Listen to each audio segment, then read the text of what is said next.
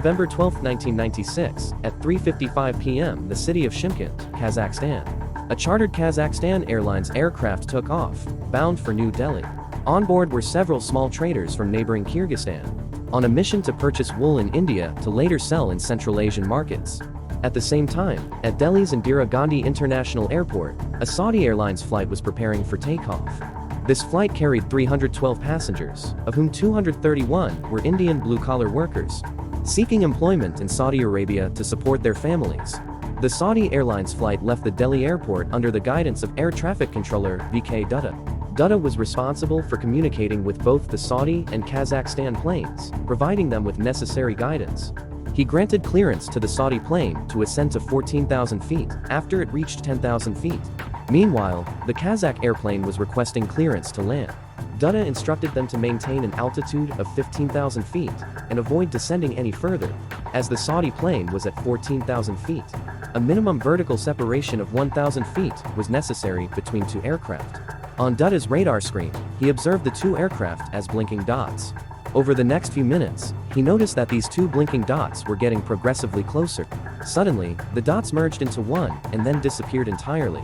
It was at this point that Dutta realized something terrible had occurred. Approximately 100 kilometers from Delhi lies the small city of Charkhi Dadri. That evening, residents of the city witnessed a bright flash of light in the sky, followed by the sound of thunder. Before they could comprehend the situation, debris began raining down upon them.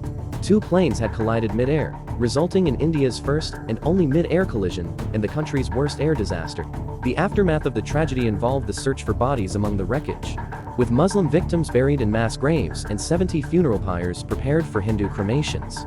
Investigators began examining the flight recorders of both aircraft to understand the events leading up to the crash.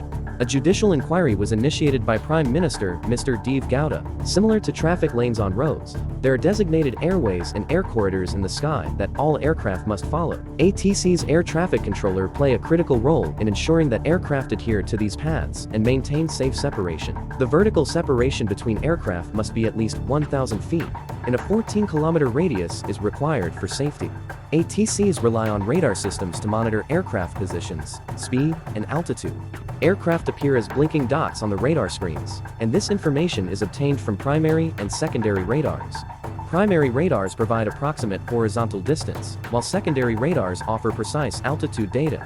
In the 1990s, secondary radars were not in use, and ATCs had to rely on verbal communication with pilots for altitude information, resulting in a highly stressful and demanding job. The series of mistakes that led to the Charkhi Dadri disaster included misunderstandings between the Kazakh pilots and ATC instructions.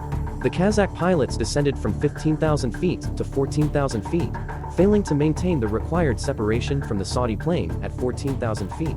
Language barriers and communication issues further compounded the problem. The disaster prompted several crucial changes in the Indian aviation sector. Separate air corridors were established for departing and incoming flights, and the Traffic Collision Avoidance System (TCAS) was made mandatory in aircraft to provide alerts and guidance to maintain safe distances.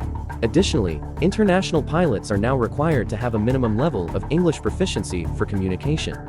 Let us know your thoughts in the comments section.